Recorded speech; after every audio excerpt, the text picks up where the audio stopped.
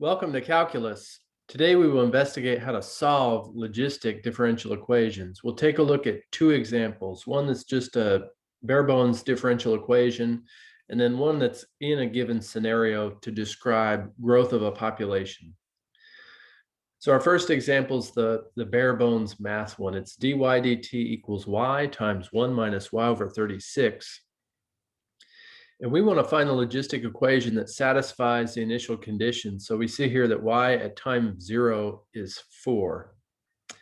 Once we get that equation, I want to solve for y for when time equals 5 and time equals 100. So like the differential equations we've been working with, this one we can solve by separation of variables. So what I'm going to do initially is I'm going to just move all my terms that involve y to the left. That's mostly everything. And then any terms, including differentials that involve t, I'm going to move those to the right. So that's going to give me this form right here. It's going to be dy over, so I'm going to divide by that right side, y times 1 minus y over 36. You can see that's mostly everything that this equation involves. The only thing that I'm going to move to the right side is this differential dt. So I'll multiply on the left, it'll cancel there, and then it'll appear on the right. So I want to integrate both sides, but before I can do so, I want to write the left side in terms of partial fractions. So to do so, I've got to do a little algebra here. So I'm going to take that over to the side. I'm really trying to write 1 over y times 1 minus y over 36 in terms of something over y plus something. So those a and b, remember, those are constants over. Now I've got it written as 1 minus y over 36, but I want to rewrite that. So the way I want to do that is I'm going to multiply by negative 36 above and below. So that's going to give me this version of that fraction, negative 36 over y. And what that will do in my denominator, this is going to be distributing through, it'll be negative 36 plus 36y over 36. And if I flip that around, 36y over 36 is going to reduce to y. And then minus 36 there. And then what I'm going to do is I'm going to just take that negative 36 and bump it out and just pretend like that's a 1. Now that's going to make this a lot easier to write my partial fractions. So I'm just going to kind of draw that line there. I'm going to save that negative 36 and write this as 1 over y times y minus 36. That's a lot easier to write the partial fractions with. So that's my new denominator there under b. So as we do, I'm going to multiply both sides by the least common denominator, which turns out to be y times y minus 36. So on the left, I'll get 1. For a over y, what's going to cancel is the y. What will be left is y minus 36. And similarly with b, y minus 36 will cancel. What's left is y, so by. So then I want to select some values for y. I want to cancel out the b first. So let's call y equals 0. So what that's going to give me is 1 equals a times 0 minus 36, which is negative 36. And then b times 0 is just 0. So that gives me a solution for a. A is negative 1 over 36. We'll hold on to that. We want to select a second y value to cancel out the a. So I see that's y minus 36. So I'm going to choose y equals 36. And that'll give me this version of that equation. 1 equals, so a times 36 minus 36 is 0. Plus, don't need the plus, b times 36 or 36b. So if I divide, I get a value for b positive 1 over 36. So what I'm going to do is then kind of grab that negative 36 that I had factored out, replace it in the numerator, and I'm going to put my In fact, let me back up a second. I'm going to put the negative 36 there. Let's not put it in the numerator. Let's just put it as a multiplier. And it's going to be multiplying times my a value, negative 1 over 36 over y, plus b value 1 over 36 over y minus 36. And then if I distribute that back, negative 36 multiplying in those numerators, it's a neat cancellation. So for the first fraction, negative 36 times negative 1 over 36, that reduces down to 1. So I'm going to get 1 over y, and then plus negative 36. Here's the second distribution, negative 36 times positive 1 over 36. That's a nice cancellation as well, but it will be negative 1 over y minus 36. So that's how I want to rewrite that fraction that I've got there. So I'm going to import that back over here to my differential equation. So I'm going to rewrite this as 1 over y. I'll let that negative just kind of travel between them so that this numerator can be positive 1, y minus 36.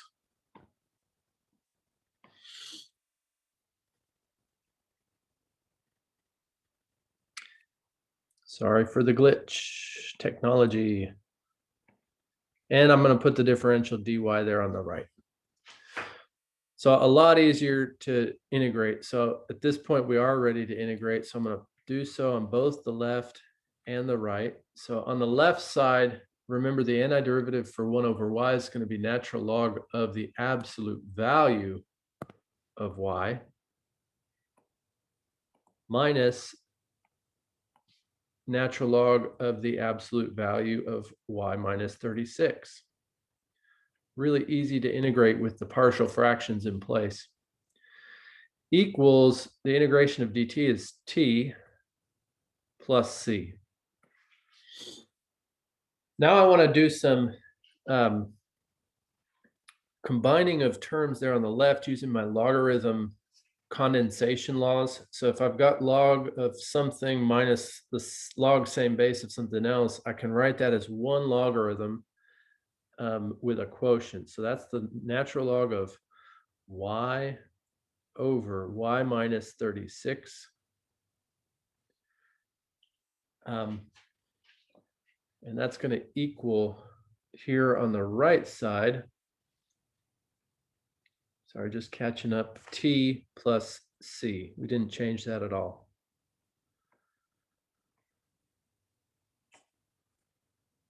At that point, I want to exponentiate. So remember how that works is I'm just going to raise e to the power of the left side. So e to the power of natural log y over y minus 36 equals e to the power of t plus c. So we do that because that allows me to just pull the argument of the logarithm by itself.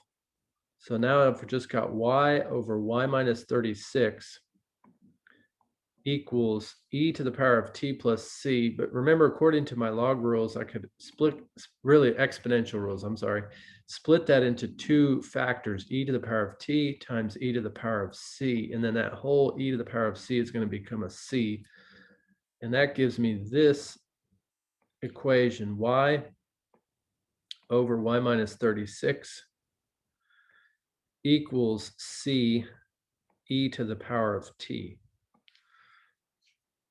So it's solved now. It's not a differential equation, but what I need to do is solve for y.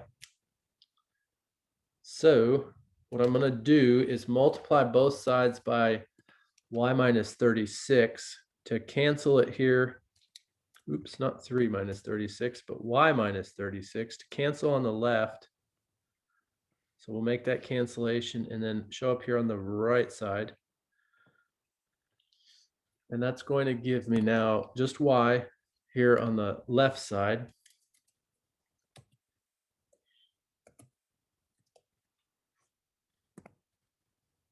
Equals, I want to distribute this through. So it's y times c e to the power of t minus 36 c e to the power of t.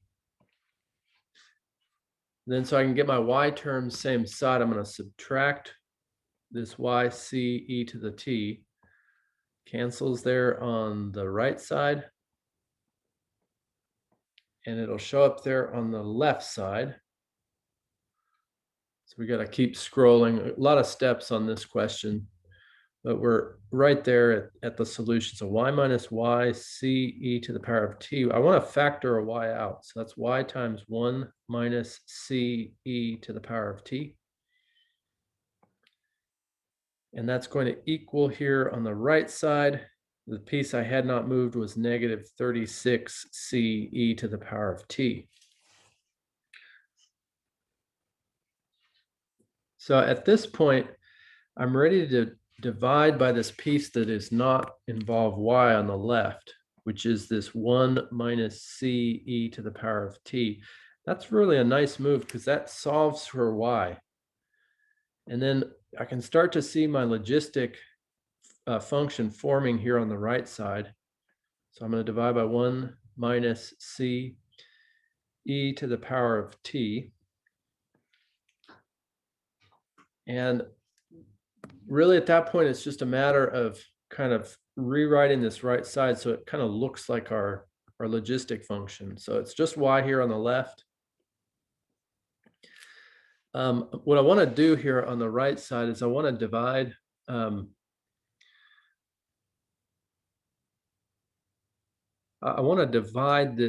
this upper value by c e to the power of t. In fact, negative c e to the power of t. So that's going to give me 36. So you can start to see that's my carrying capacity. And then I'm going to divide both of these terms below by the same negative c e to the power of t. So I'm going to take this negative c to the t first. That's really itself divided by itself. So that's a 1. So I'll put it there where it was. We'll flip it in a moment. And then I'm going to have in front here negative 1 over c e to the power of t. And there's a plus there. So this is my final form for my logistic function, but in a moment we got to get our c value, but we'll catch it in a second. So this is now y equals 36. I'm going to flip some stuff around. So it's going to be 1 minus, I'm going to bring e to the power of t up. Power becomes negative there, over c. So that's really recognizable now as a logistic function. For it to be kind of complete though, I need a value for c. So when you reach that point, I want to go back to my instructions and grab the initial condition, which is y at 0. So when time is 0, the population is 4. So to solve for that, and again, you just kind of keep creating space for yourself. I'm going to put that initial condition, and let's find that c value, and then we'll be complete. So again, y at 0 equals 4. And again, that'll always be given to us. So I'm going to plug in two things. Time is 0. Y is going to be 4. So that's going to give me this version of what we just wrote. Instead of y, I'll write 4 equals 36 over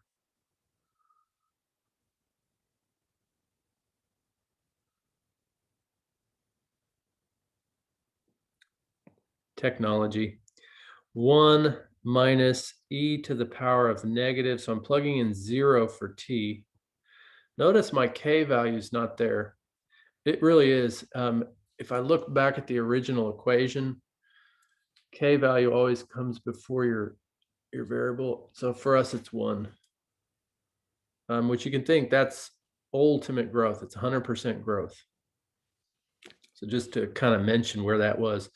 And this is all over c. So that's what I want to solve for is c. So I'm going to kind of work on this right side. 3 over 1 minus, so e to the power of negative 0 is just 1 over C. So then I kind of want to get C out of the denominator. So I'm going to multiply by C here, above and below. So let's rewrite our full equation now. So it's going to be 4 equals 3C over distributing that C through my terms in the denominator is going to give me C minus C over C, which is 1. So then I need to get C values on the same side. So I've got to cancel by multiplying by C minus 1 here on the right side.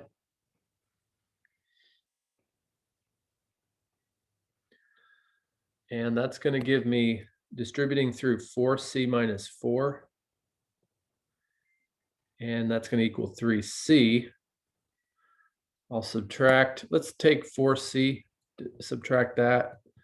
It's going to make this negative, but what we'll get is really the value for C here. So -4 equals -1C.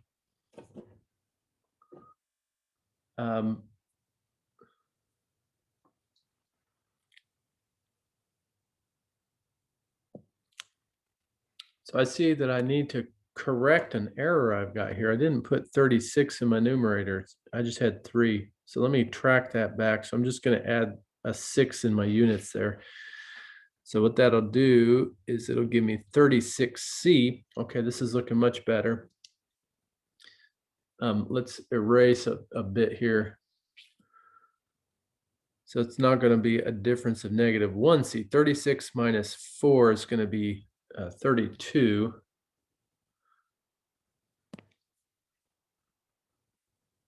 C. So then to finalize for solving for C, I'm going to divide by -32.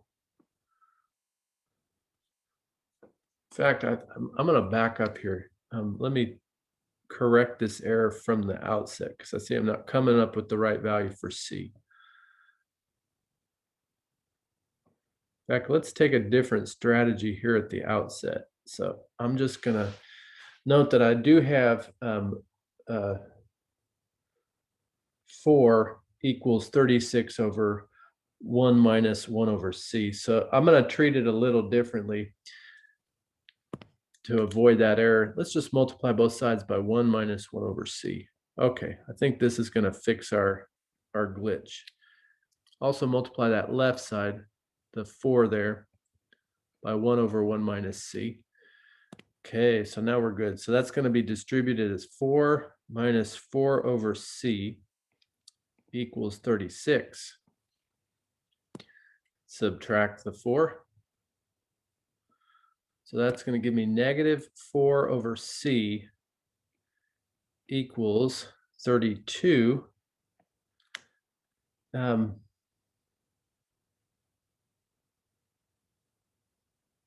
Correct. Okay, so we were good the first time.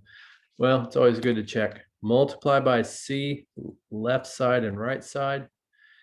And that'll give me -4 equals 32C.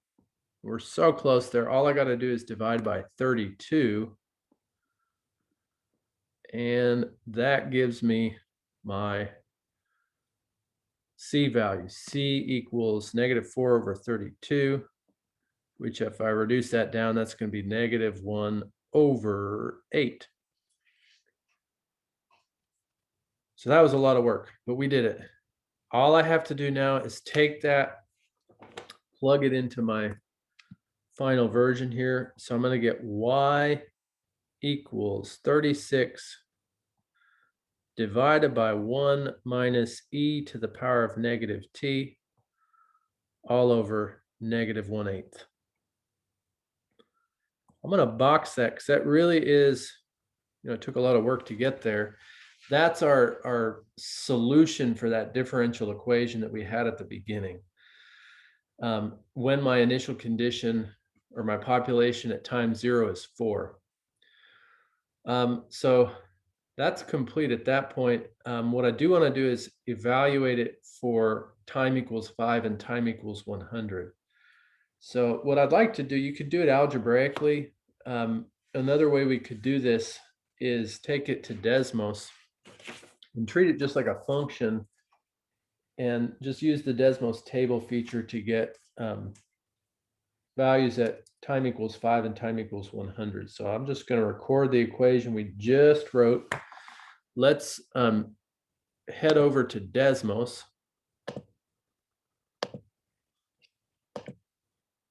And I just want to see what that graph looks like. So it's going to be y equals 36 carrying capacity divided by 1 minus e to the power of negative t. So remember, that's got a k value of 1, which kind of matched our original differential equation, divided by c value of negative 1 over 8. So that's given pretty good view here. You can definitely see that traditional logistic function. Now we came here to evaluate for 5 and 100. So a real easy way to do so is just to create a table. And we can check. You can see the initial condition there is just fine. Population at time 0 is 4. So we want to check at 5 and at 100. So at 5, our value is roughly 34. If we were to round to the nearest thousandth, 159, 34.159. At 100, it's just so close to 36 that that's what the calculator's given us, 36.000. All right, so kind of a nice way to finish that problem by using the calculator. We'll just write our answer here based on our findings. So y at 5, an estimate from our solution here, again, is going to be 34.159. And then y at 100, so close to 36. All right. So that's our first example. Again, that's just a bare math one where we had to do some stuff to write partial fractions to help with the integration. We integrate, and then once we get a general form there, we use our initial condition to find C. And then once I have the model, I can evaluate or approximate populations at different times. Let's take a look at our second example. So second example, again, involves a word situation. So here I've got a conservation organization is releasing 25 Florida panthers into a game reserve. So after 2 years, there are 39 panthers in the preserve, and the Florida preserve has a carrying capacity of 200 panthers. So there's a lot of information given to us there in that first kind of couple sentences. So I see that my initial population, so P at 0, is going to be 25. So I'm just going to mark that here. P at 2 is also given to us. P at 2 is 39. So you can see it is growing. So that's a good sign that we're in a logistic situation. And then my carrying capacity, or kind of the max number of panthers in the population, is going to be 200. So that'll be that upper horizontal asymptote. So I want to start off, I just want to write a logistic equation that models this population of panthers in the preserve. So we can do so a little easier than we just did in the first example by picking up our template, which is P, the population, equals the carrying capacity A over 1 minus e to the negative kt all over C. So we can fill in some stuff. What I do need to find is what is K and what is C. So initially what I'm going to do is I'm going to just write P equals. In fact, what I'm going to do here is I'm going to take that A and I'm going to fill in with my actual carrying capacity 200. So then I need to use my initial conditions to solve for K and T. So what I'll do first is let's use P at 0 equals 25. So I'm going to pick up, let's use the blue for this one. So it's going to be 25. That's my value of the population, equals 200, all divided by 1 minus e to the power of negative k times 0 for time divided by c. So you can see this is going to help me solve for c. So now what I'll have is 25 equals 200, all divided by 1 minus e to the power of negative k times 0 is e to the power of 0, which is 1, so 1 over c. So kind of a similar setup to how we solved for c in that first example. I want to multiply both sides, so I won't repeat my error here. I'm going to do it the right way. The other way would have worked. So I'm going to multiply both sides by 1 minus 1 over c to cancel it on the right. And that's going to give me, distributing through 25 minus 25 over c equals 200. So then we'll subtract 25 each side. And that's going to give me negative 25 over c equals 175. And flipping stuff around, we're going to get c equals negative 25 over 175, which I can reduce down to negative 1 over 7. So there's my c. Again, now what I want to do is solve for k. There's two unknowns in a differential equation like this. So I'm going to pick up my second set of kind of time population values. So p at 2 equals 39. So now I know my c, I can plug that in. So my formula here is going to be kind of like our first one. Let's put it in the dark blue so we can distinguish them. 39, that's my population, equals 200 over 1 minus e to the power of negative k times 2. So k is not going to disappear here, all over negative 1/7. So now I want to solve for k. So to do that, what I'm going to do is let's kind of fix that denominator. It's really big complex fraction. So I'm going to multiply everything by, let's multiply it by negative 7.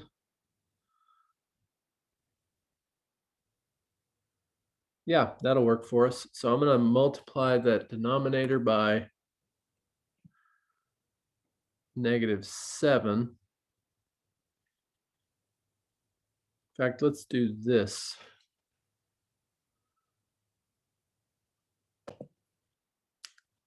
Looks like I'm thinking a little too large. Let's kind of focus here. I'm just going to focus on that fraction in the fraction. Let's multiply that by 7 over 7. In fact, negative 7 over 7. So what that'll do is it'll cancel my denominator, negative 1/7. And we'll get this for our right side. It's going to be 200 over 1 plus 7 e to the negative 2k.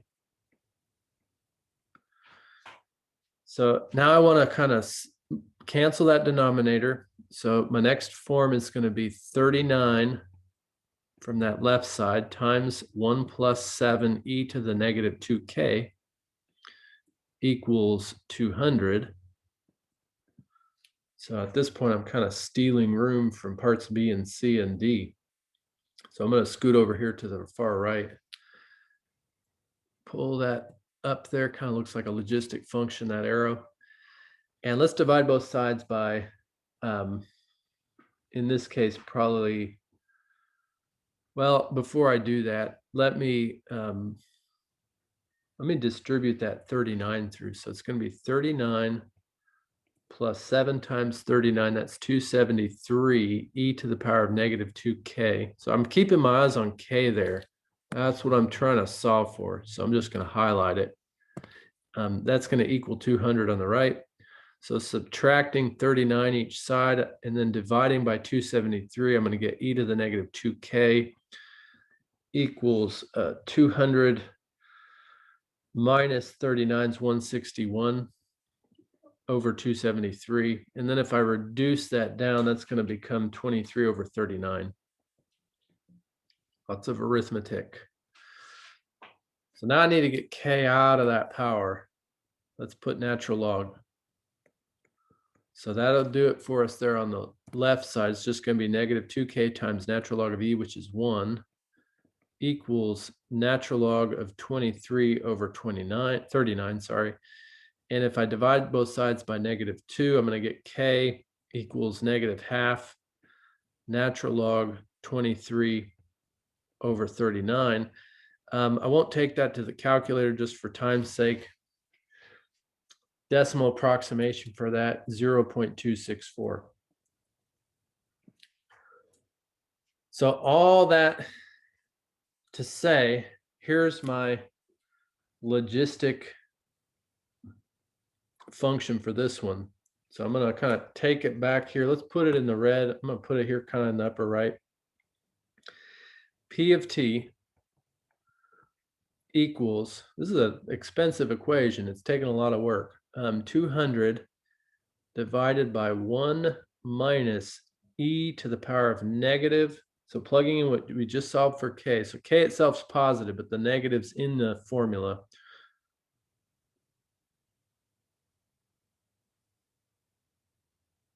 .264 t. So we do have to have t as a variable over negative 1 over 7.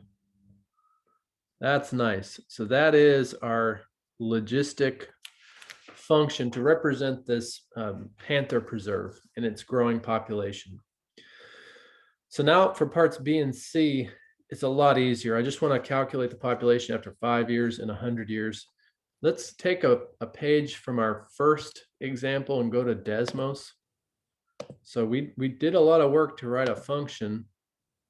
Let's just use our function to evaluate those values. So P of t equals carrying capacity 200 divided by 1 minus e to the power of negative 0.264 t divided by negative 1/7. And that's my logistic function. So just kind of to squeeze it down, we can kind of see it shows what we are looking for. It's got that traditional S curve. If I look for the initial population, it's 25, and definitely carrying capacity, there's a 200. So real quickly, I just want to calculate using the table.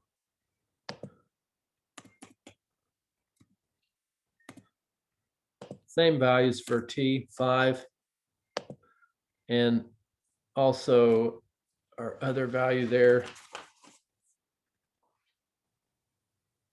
Oh, let me pause there, because for part B, we were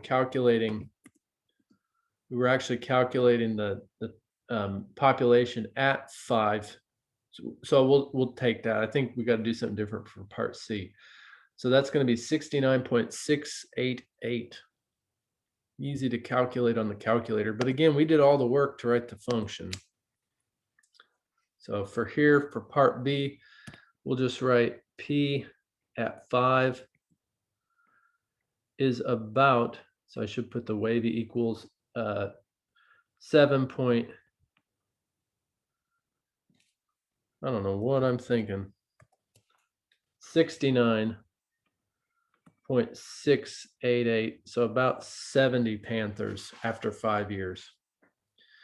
Part C is different. It's saying what's the time when the population reaches 100. So I'm really looking for this. P at what question mark would equal 100.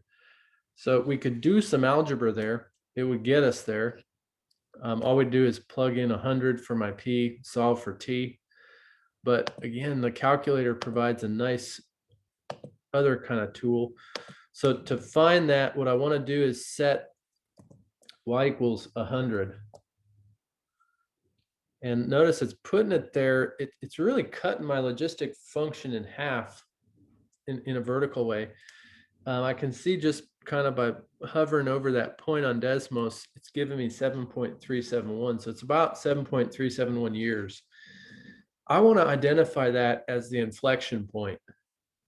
Later on in this question, we'll need to say, when's the growth the biggest? Well, definitely, this is the point at which the logistic function changes from concave up to concave down. It's always half the carrying capacity. It's a very symmetric function. So we'll just kind of keep that in mind. We will take our answer here. So again, 7.371. Back to the notes. So kind of using our calculator skills, we'll just approximate 7.371 years. Go ahead and write Panthers there for part B. All right. So that's kind of what we did in the first question. Now part D is a little different. It's asking us to go back and use Euler's method. So what we're making a comparison here is with the exact solution that we found in part B, 69.688 Panthers. We want to use Euler's method to just approximate it. So we got to kind of remember Euler's method here. I want to find when n equals 5 using a step of h equals 1. So remember Euler's method, it's kind of a way of approximating the solution using a linear setup. So it's not going to be exact. It'll either be an underestimate or an overestimate. And ultimately, that's what we're going to do here in part B. Part D is say which one is it? Is it an overestimate or an underestimate? So what I'm going to do just now is set it up. So remember the way we set it up is the approximate value of the next kind of term, kind of think of it as a sequence, is going to be the initial value p sub 0 plus my h value times the function evaluated at t sub 0, p sub 0.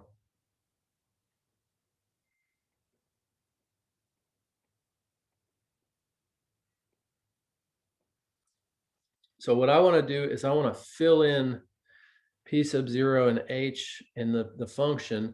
And then what we'll do is use the calculator just to calculate all the way up to p sub 5, because that's really where we're headed. Let's set up p sub 1 with actual values. So I'm going to plug in p sub 0 was our initial population, 25 Panthers. H value is just 1 times the function evaluated at t sub 0, p sub 0.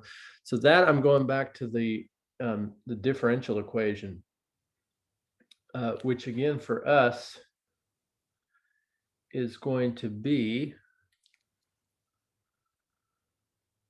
okay, so we're actually going to use, now I skipped that first part. We got to write the differential equation. That's very easy to do. Let's pick up our template. So it's dp dt equals, so the template goes like this, kp times 1 minus p over a. So we'll just fill in here.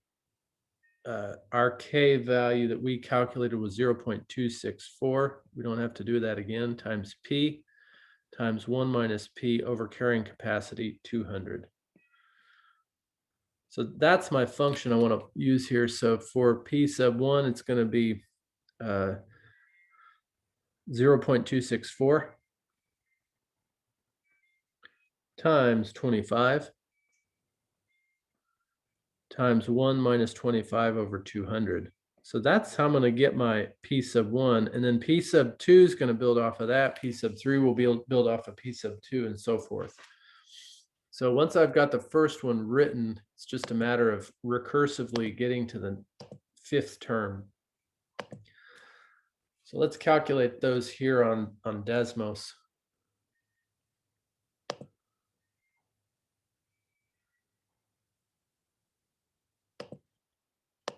So we'll type it in. Here's p sub 1. So it's 25 plus 1 times 0.264 times 25 times 1 minus 25 divided by 200.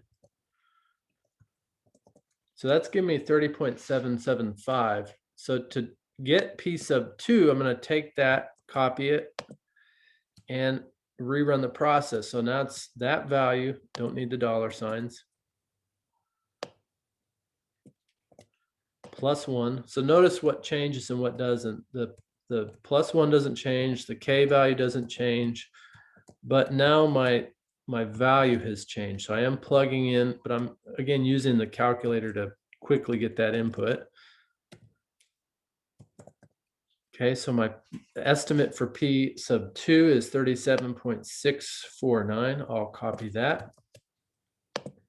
This is going to be estimate for P sub 3. So put that in, plus 1. Again, the 1 doesn't change. 0.264 doesn't change. That changed. 1 doesn't change.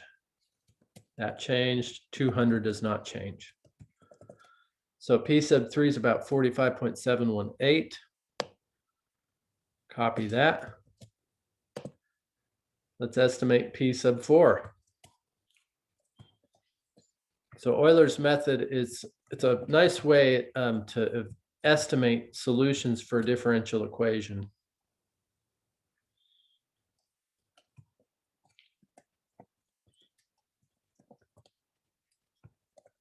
Okay, so P sub 4 is about 55.028. Copy that. And here's our final estimate. So again, we're going to look to see, is this an overestimate or an underestimate?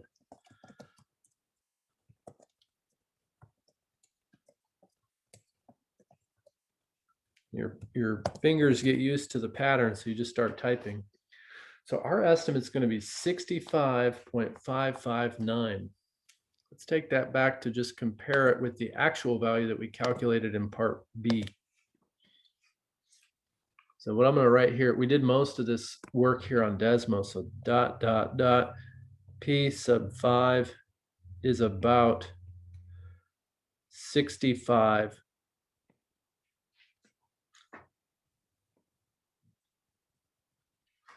We're going to wait on the technology. 65.559.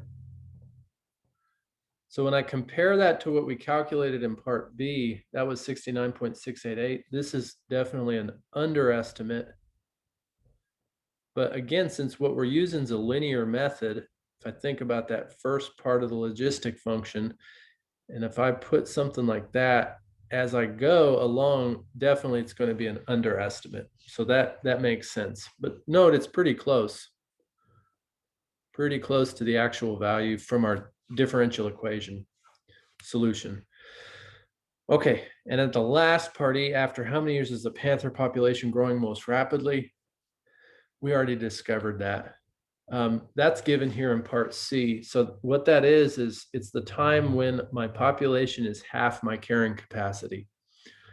That's that moment where we switch from concave up to concave down. So algebraically, in terms of calculus, we would find the second derivative and we would set it equal to 0.